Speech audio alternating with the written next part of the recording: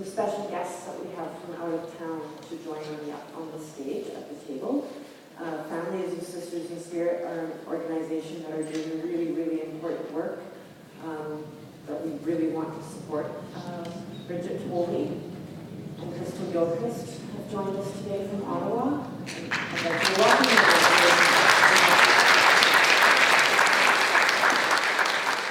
Hey, hello everyone. My name is Bridget Tolley. I'm an Algonquin from Kiriganzi. I want to say my gratitude to Mississauga of New Credits for allowing us to be here tonight. And I want to say thank you to everybody for being here.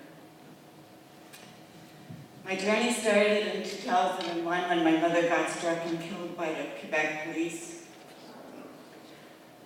I really didn't know what was happening until a journalist called me and told me the case was closed. So I was just wondering why the police had never told us. My mother was struck and killed by 2 Quebec police officers in Maniwaki, Quebec on Reserve, the Quebec Highway. My mother was drinking that night. She was coming from my sister. She was crossing the road. But the police made it sound like my mother died because she was a drunken Indian and had nothing to do with the cow cart. I had a really hard time to get the police report. I had to pay like $1,000 to a lawyer to help me get it. And once I got it, I found out why I had to pay that $1,000 because there was so many mistakes. The date, the time. My mother's body was moved all over the place. The coroner never saw the body. Not only one brother, but 2 brothers were on the scene of the accident, and one brother was in charge of the scene. So after I found that out, I continued. I wanted to know more, so I went through access to information to get any information I can. I was able to, but I wasn't able to get anything. All they gave me back was her clothes. So I wanted to continue. I didn't think this was right. I thought it was a big conflict of interest since it was the brother of the cop that was in charge of the scene when he killed my mother. We have our own native police on reserve too. They had the jurisdiction and to protect the body and the scene. This was not done.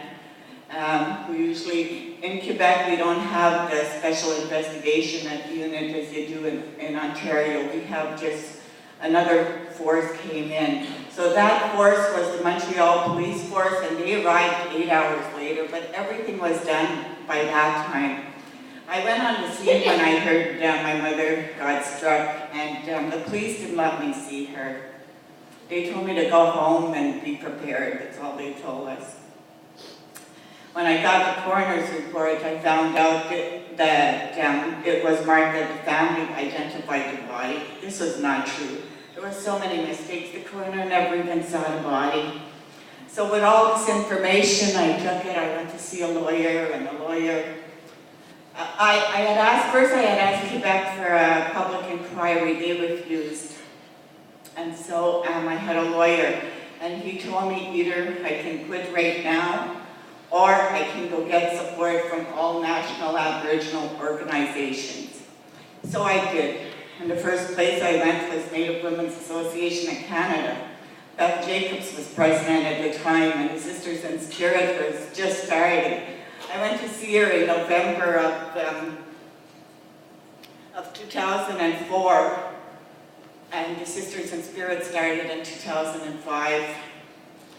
I was really happy to find the Native women for bringing all us families together. It was the first time. And to see so much support from other families that knew exactly what you were going through was an amazing time.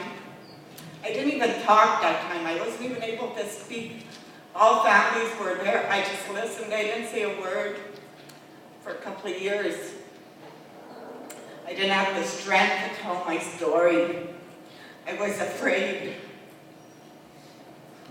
So with the support of everybody, we had the Sisters in Spirit brought us all together, brought us families together. So we grew strong, we stuck together, we kept in contact from east to west, north to south.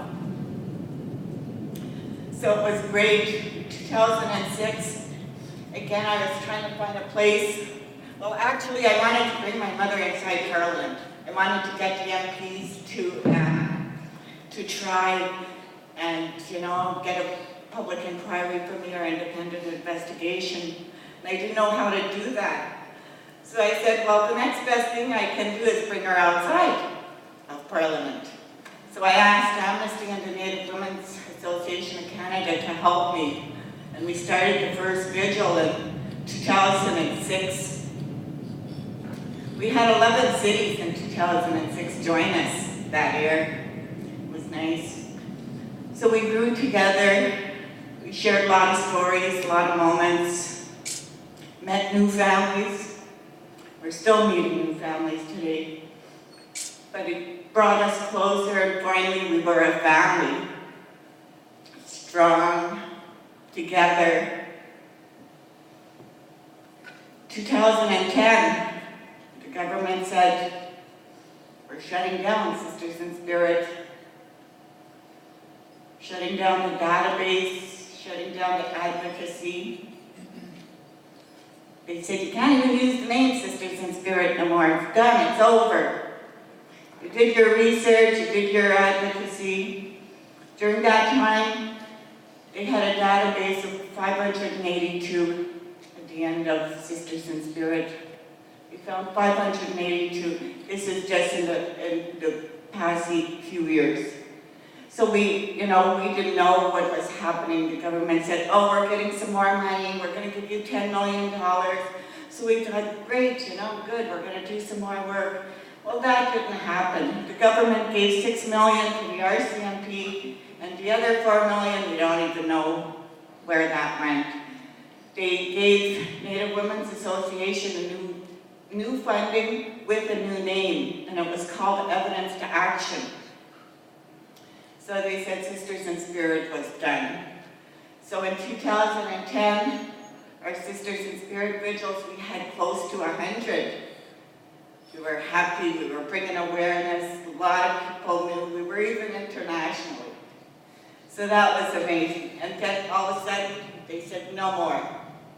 I said, well, this is crazy, we can't just stop, And I asked Kristen, I says, can you help me? I says, we're gonna fight for Sisters in Spirit.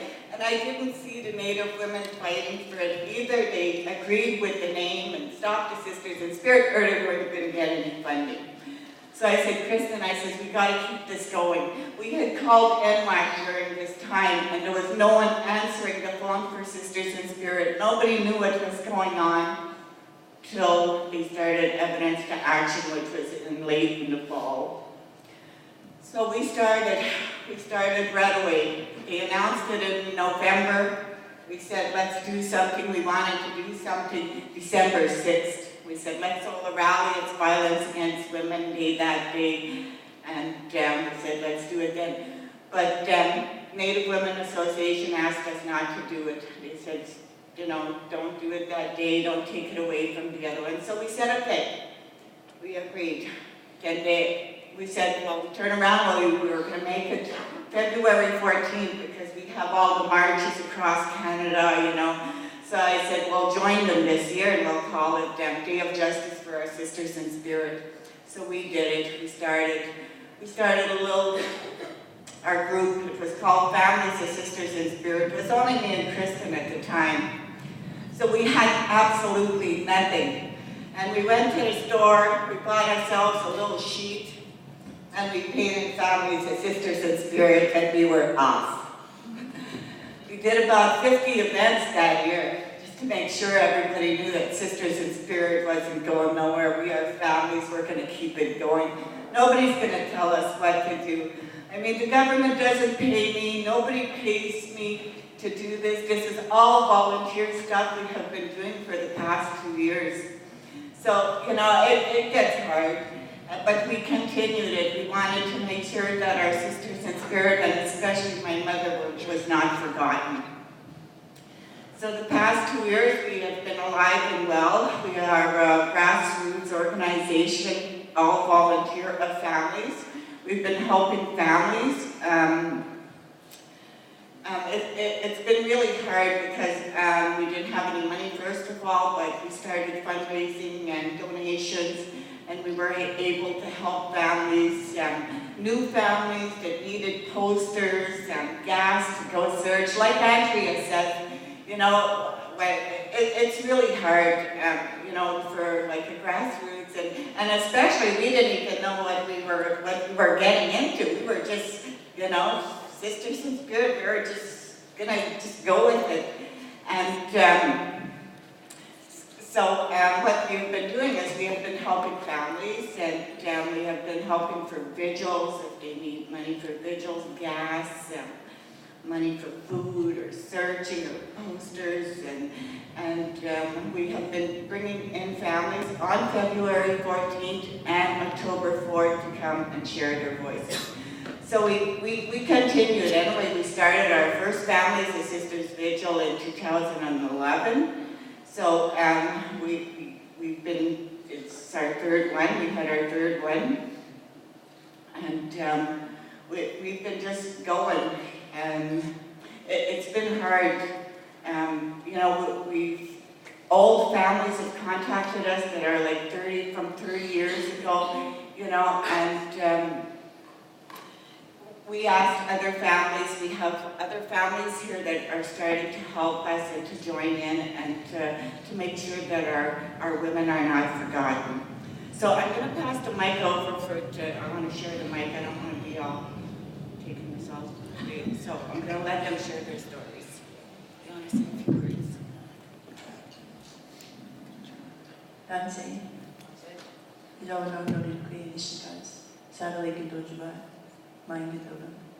My name is Colleen Parnell. I'm Plains Cree from Saddle Lake First Nation in Alberta. I was adopted along with my sisters in the 1970s during a phenomenon called the 60s Scoop. And we were raised in Sault Ste. Marie, Ontario. Needless to say, it wasn't a good experience, and my sisters and I all fled home by the time we were 15. We all ended up back in Edmonton, where we experienced tremendous violence and witnessed tremendous violence. I've lost two sisters. My biological sister was murdered in Edmonton in 1990, Charmaine Disa. I don't have a picture of her here with me today. And at the time, I was only 16 years old, so I wasn't really aware of how mainstream media perpetuates racism and violence towards Indigenous women. But I just knew that I didn't like the way they reported about my sister, and they had, you know, I had shown her body on the front page of the Edmonton Sun, with all the cops standing around her taking notes, you know, with her foot hanging out from the body bag, and it's just, you know, pretty traumatic to see when you're 16 years old.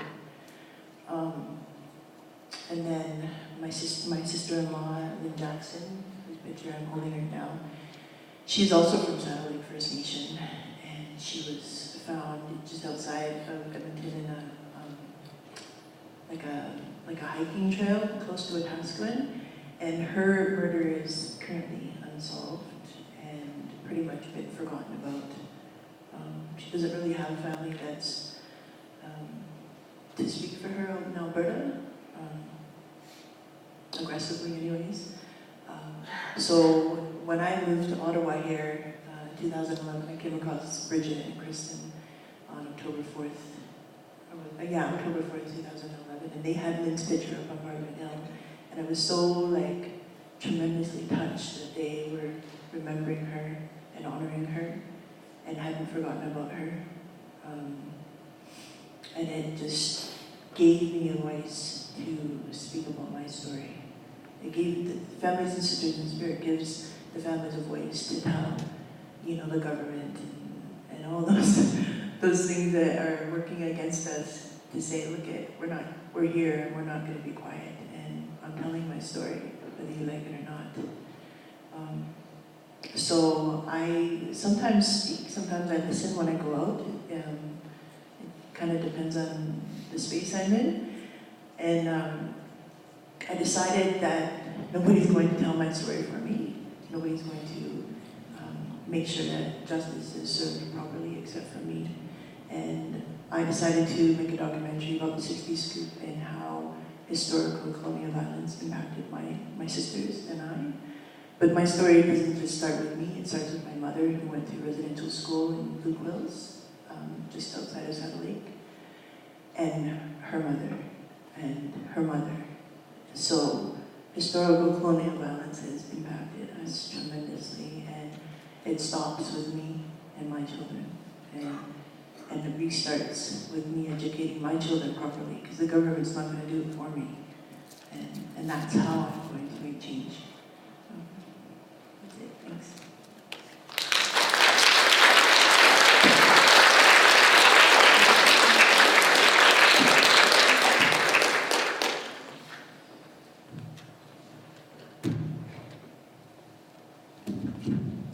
Good afternoon. My name is Gladys Raddick. I'm from the Gitxsan Wet'suwet'en territory, northern British Columbia. My territory is known as also as the Highway of Tears. This is a picture of my niece, Tamara Lynn Chipman, who disappeared from Prince Rupert, BC on September 21st, 2005.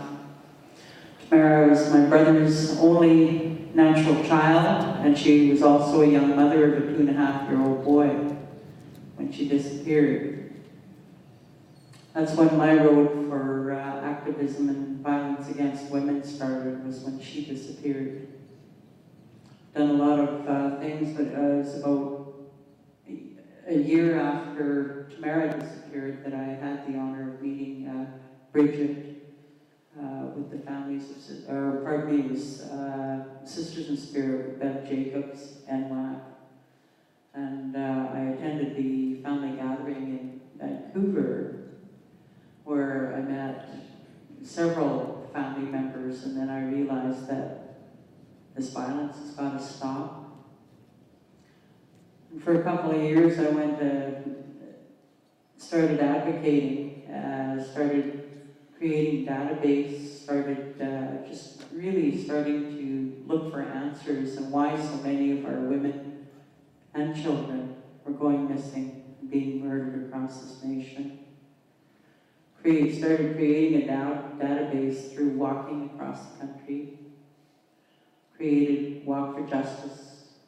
That was a template that was set by my cousin Florence, who walked from Prince Rupert, BC to Terrace into the Highway of Tears symposium that we had in 2006.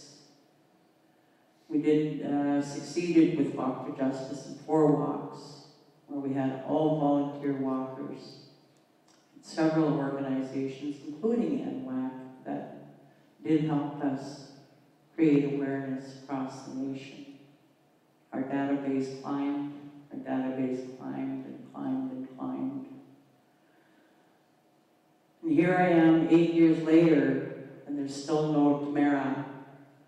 And there's still no answers for all the violence that's been perpetuated upon our women for 520 years.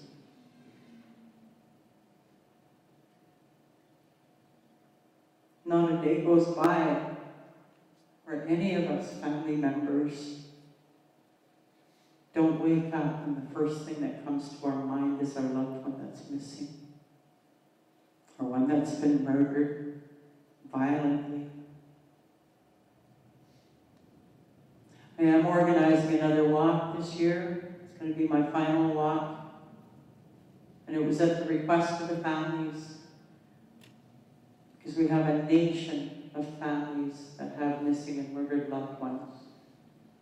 And they've asked to unite.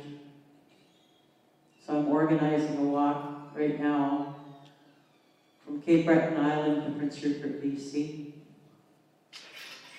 We have 8 walkers right now that have dedicated their summer this summer to Walk for Tears for Justice, to honor all missing and murdered women, particularly First Nations.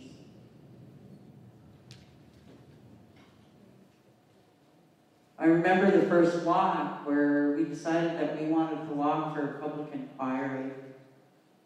We thought at that time that it was a good idea, until what happened in Vancouver with the Wally Opal Commission and how they severely ruined the lives of those families again with that process that they called the public inquiry. Families' backlash these days is, no, we don't need a public inquiry. What we need is we need a national action plan that's going to implement proper public and safety measures for all women, for all children. Violence has got to stop. Canada is held accountable for peace, for every citizen in this country to live a sustainable life. And right now, our First Nations women are being targeted. As we talked about earlier, colonialism. Me, I'm not afraid to say the word genocide. An average Aboriginal woman has 5 children in a lifetime. You're taking away our women. At this time, I have 3,000 Aboriginal women on my list. That means we're missing out on 15,000 children for the next generation. Multiply that by 7 for our 7 generations. That's genocide. I joined with Families of Sisters in Spirit. I moved out here about 6 months ago to be closer to the belly of the beast. And I joined Bridget with her fight for justice, for her mom. Nobody knows the pain that she goes through. We, as sisters, as families of Sisters in Spirit, feel that pain every day. And they feel my pain when I think about Tamara. And I think about how they slandered her. Even though she's disappeared, the last thing that I heard about her in the media up in Terrace, BC, was that they decided that they were going to drop charges against her because she's missing. They wouldn't have said that about a white girl. But I can say that Tamara had a clean record when she disappeared. She was a young mother. She was loved by a very large family. And we'll never stop searching for her or the other 3,000 women that we have on our list. We need justice for everybody. We need to teach people that women are loved, valued. We're the life givers of society. Without women, the men wouldn't be here. Thank you.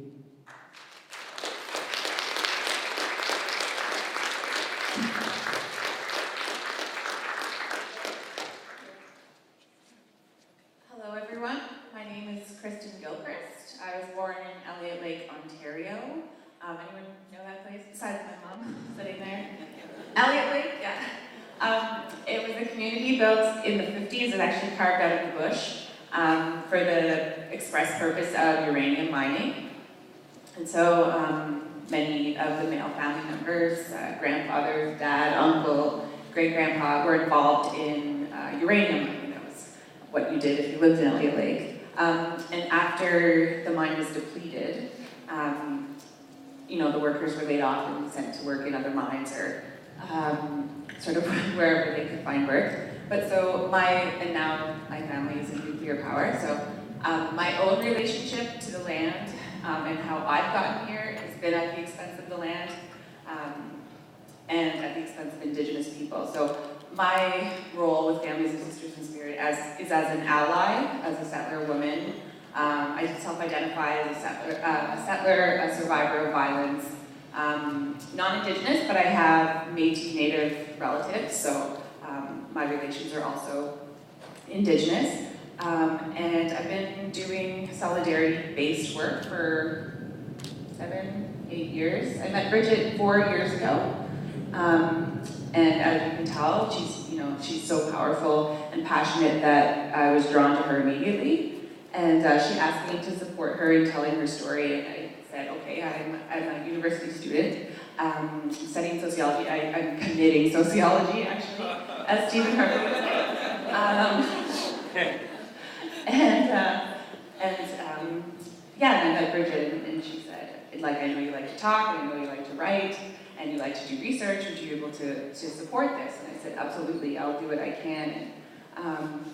And for most of the first 2 years, my role was just to listen and to provide support, because it's actually quite difficult for families to stand up and to tell these stories essentially over and over and over again. And so we sort of just grew that way, and when the Sisters in Spirit was cut, I was a volunteer on the campaign. She just said, let's do something, and without, even an idea of what that was, we said yes. And we started a Facebook group, and we got this sheet, and it moved from there. And so when I talk, I usually talk about the roles of settler allies, non-Indigenous people. And lots of people say, well, how do you be a good ally? And it really goes back to Indigenous women and the teachings and land. And so my own understanding was that I had to reconnect. If I wanted to do any kind of work that wasn't saving Aboriginal people from themselves, my role would be that I had to, deconstruct my own history, my own ancestral relations and things like that. And so I've been able to do that slightly, and I think that's even a privilege in and of itself for me to be able to have access to family records, because lots of Indigenous people don't have that privilege. So it's just really been ongoing learning for me, and I really wanted to acknowledge how many people are in this room that have really shaped who I am today. Andrew Smith, thank you so much. Native Sexual Health Network, Elder Dan and Mary Brewer here, so people that I've come to respect highly, and who've been humbling enough to allow me into their spaces. And so when I talk about being a good ally, it's really about the revolution starts at home, or the revolution starts within. So if we're going to be capable in moving forward in a better way, in a more radical relationship to the land, we need to know where we came from and know the impacts of what's happened and how we got here.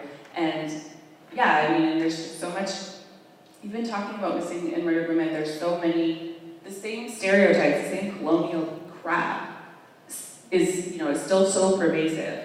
And so really trying to crack that and do whatever we can, and it does start with your own life.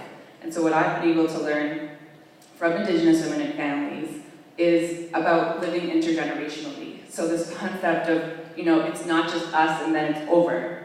The fact that we have a responsibility, not just today, but for future generations. And what we need to be doing is working on being good ancestors.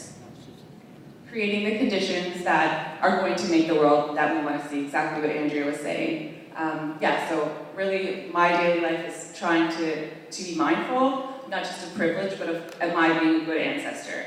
Is what I'm doing, going to have the legacy or the impact that it should have? And so, sometimes yes, sometimes no, but it's definitely a process, a journey itself. Not a perfect ally, definitely not. And actually, I feel weird saying ally, because I feel like if you self-identify as an ally, you're not really an ally. It needs to be bestowed upon you, and you need to have your ally card punched every day. And I think allies, they take up a lot of space, and they get a lot of time. And people, oh, that's so great of you. It's so hard what you do. And of course, it's, that's ridiculous. So just being mindful of that, and really just, on a daily basis. This is a 24/7, 365 type of work, right? You breathe it, it's in your bones, it's in your heart all the time. And I think we do the best work when we're connected like that. And so friendship for me has been like a research methodology. So building relationships, building friendships, and even a sense of family has been important. So I think I've said enough, but I just wanted to share being a good ancestor is one of the most important teachings that I've been given. Thank you, everybody. We're really lucky to have other people, special guests from out of town that we're going to invite up at this time. Sarah Hunt is going to join us. She is an author, and I will let her come up with Lisa Yellowquill as well. We'll open it up for questions and discussion in about 15 minutes, but we're just going to hear a few words from Sarah and Lisa.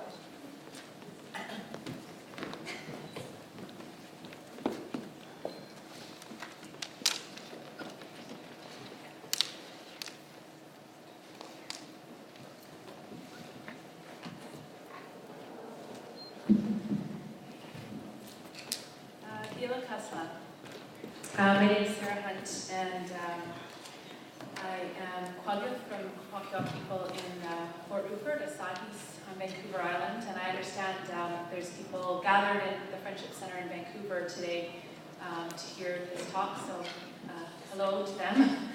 Hopefully they can hear us. I'm really just honored to be here today, and especially thankful that Lisa's here with me. I think it's she's worked in Vancouver and in the downtown east side for many years, so hopefully together we can kind of bring some of that context to this work and to this discussion today. Just thinking about kind of all the knowledge in the room and what people have already talked about, and thinking about what I can add. I think that my role and how I see myself is as an Indigenous woman is really as a witness, and the responsibilities that come with being a witness to the violence that's happening in our communities and in our families and our homes. In my tradition, we have in the potlatch, when you're doing your important ceremonies or important business, is there a feedback? Oh, that's coming from there. Oh, sorry. That's because, oh my God, no. Okay. That's because we put Andy on mute. Sorry. It was hard for Andy to hear. Okay. Okay. Now. Just the eerie ghost sounds in the background. That we have, so in the potlatch ceremonies, one of the important roles is of witnesses, so people who are there and they're paid to remember what they've seen, so that if anything's called into question in the future, that you can call on all these people. It's part of an oral tradition, is having those witnesses. And what I think is happening with the violence in our communities is that it's continually being denied and silenced. People are being silenced when they speak out, and there's a need for us all to act as witnesses, I think, to that. And so I see myself kind of in talking about this, it's my responsibility to do that. So within that network of relationships that I have, not just in my own community, but in a lot of the communities I've had the honor of working with.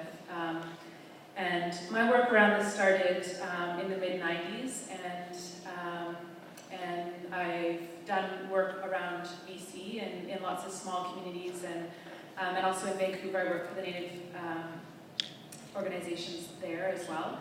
And I guess what stands out for me, what I want to add to the conversation, what people have already said, one is just the enormity of the violence that's happening, that it's not only happening everywhere, but it's expected everywhere. I think that we can see how the response, the lack of response of police and of the public really shows that it's just sort of another day in Canada when a Native woman is found dead. That it's really just expected. It's not anything different, it's not anything new. And we've seen on the island a number of young women who've been found dead, a number of girls, that it's in the news for like a day, and there's a bit more recognition in some cases. We might maybe have a follow-up story a year later, which is new. We weren't having that before. But that wherever we go, that's expected to happen. And then thinking about what's already been talked about and what I can add, I think that my work around this beginning in BC was before the missing and murdered women kind of discourse came to light, that this kind of national movement started, and before the Picton case and before it kind of came into legal visibility. So starting in the downtown east side and also in northern British Columbia, a lot of the organizing that was happening. and in small communities all over. I think what we're missing as we come to this national level, one of the things that's missing is the voices of sex trade workers, which was obviously a big part of the people that were organizing and speaking and framing how issues of violence were talked about in the downtown east side, how the missing and murdered women cases were talked about there.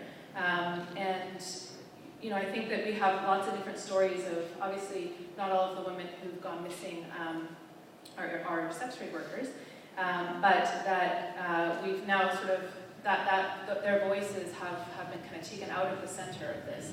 So how can we talk about this issue? We've gone an hour and something without talking about sex work, and I think that really says something, that we're able to talk about colonial violence without centering the experiences of women who are most highly stigmatized and working in very dangerous situations because of that stigma, because of the laws.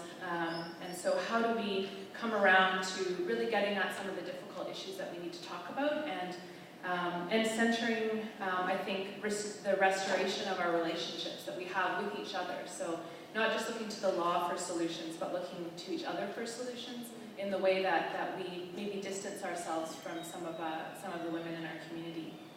Because that can have really very concrete solutions to violence when we're talking about addressing violence. If there's somebody who is, you know, in our families that has become displaced or has moved to the city, or in a lot of northern communities that I've worked in, there's a lot of sex work going on that's just, you know, trading for a ride because there's no transportation, trading for food or a place to stay, and we don't talk about that. So we're not naming that, and if people who are too afraid to kind of name that and talk about that, but they're in need of help, you know, that has very real consequences for how, when violence happens, the kind of support that's there, or how we can do violence prevention in our communities. So, so I really think, I guess that's part of what I want to bring to this conversation. I also want us to think about linking, and we had a gathering earlier today with Indigenous women and allies, and part of what I raised there and I want to raise now is how we link this work around the very important work to remember missing and murdered women and girls to violence prevention, so that we come to matter before we go missing, so that our young girls' lives are made visible and that they're seen to count before violence happens, not just after. And part of that I see as being not just trying to become legal subjects within Canadian law, to become more valid, more recognized, to make laws that better recognize us, but to become to matter within our own laws, within Indigenous laws and principles in our own communities, which are different. They're diverse. It's not one law for all. It's not one system for all. It's going to be a network of all different kinds of solutions. And I think that's what's really exciting about the different voices that we're hearing people talk about. I think what Andrea Smith talked about was also kind of on a local level what's happening, which is going to be different from on another local level. And that is coming from Indigenous ways of being. You know, we were never the same. We all had diverse ways of being in relation with each other. So to me, it's really shifting that so that we come to matter. We look for recognition with each other, and we have to start there, I think. So, before I forget, outside on the table, there's this book, Selling Sex: Experience, Advocacy, and Research in Sex Work in Canada. It's just coming up. There's 2 chapters in here about, I have one called Decolonizing Sex Work, and there's another chapter in here as well about youth involvement in sex work from an Indigenous perspective. So if you're interested in that book, there's some order forms. It's not actually on the shelves yet, but you can see a copy up there. So, Gila Casa, thank you.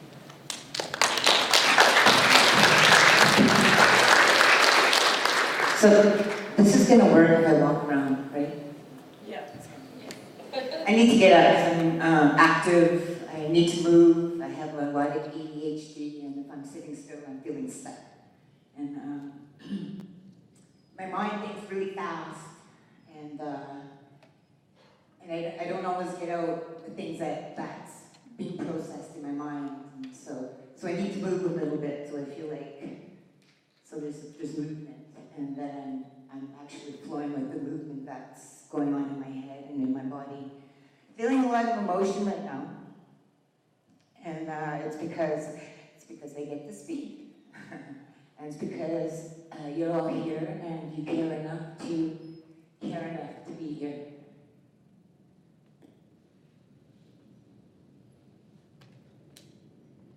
I'm gonna hold my water because my water is very, very sacred to me.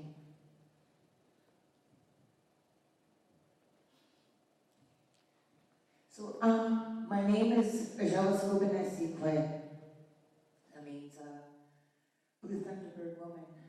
That's my little girl name. That's the name I received when I was 12 years old. And I'm here as a member of the Women's Memorial March Committee in Vancouver, BC. And the Women's Memorial March Committee in Vancouver, BC was established about 22 years ago in 1991. 1990, there was a murder. 1989, 1990. Somewhere around there was a murder in the downtown east side of a Coast Salish woman. And her body parts, she was dismembered, and her body parts were strewn throughout that neighborhood. And the family had a really hard time with, the Vancouver police at that time, and just being heard and being respected. And so part of that, the family who, asked, one of their traditional helpers, their seers from the community to come in and to, collect go to those places and ceremony in those places where her body parts were. And so that was the beginning of the Memorial March. That was organized. That was done with the family and through the seer with traditional medicines and to collect, retrieve, and make, so that woman, when she traveled home, she traveled whole again. So from there, I believe there's 28. 28 is a really sacred number for us. 28 is that number on the grandmother turtle's back. 28, there are 28 days per moon, and there's 13 moons in a year. And those are very sacred female aspects. They're that life cycle. They represent life. It's all female. So those 28 women organized that first. 28 Indigenous women organized that first ceremony. And they marched through the downtown east side. And they initiated and replicated that ceremony to remember and to include the other murdered women in that community. And so today that still happens. And the list of those places, of the names and the places that we have to stop grow. And I'm very thoughtful about that because it started with ceremony, and it started in a good way, and it started with our indigeneity, our relationships to the land, to our laws, to our universal laws. And I really, want to acknowledge, put my hands up and, bring those ways into this space. Like our elder did with the song. And feeling stronger now. So I'm an activist. I guess I'm an activist, that's what they say. But what I do is I live my life, and I've lived my life, for 41 years. I'm 41 years old, and I'm thoughtful about this resistance stuff, and I'm thoughtful about ending violence against women, and I'm thoughtful thinking, man, we've been doing this for probably 30, 36, maybe 37 years. As far as I remember. But today I do it more, with more of a collective, and it's not about just, surviving. It's not about, getting through that moment, or just getting to the next day.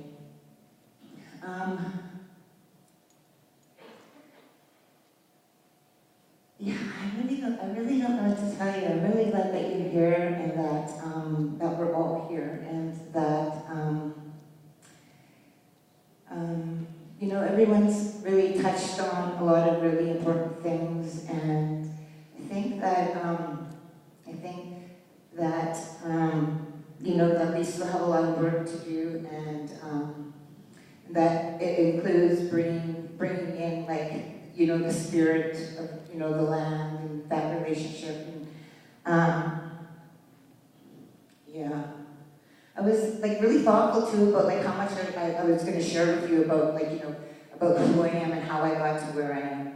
And I don't think I need to do that at this time. I just, you know, I'm here today and I'm really grateful, really glad, and that, you know, that you're here with me and that today we're, you know, in solidarity and, you know, in ending violence against women. And I think that's all I need to say at this time. Thank you. All relations.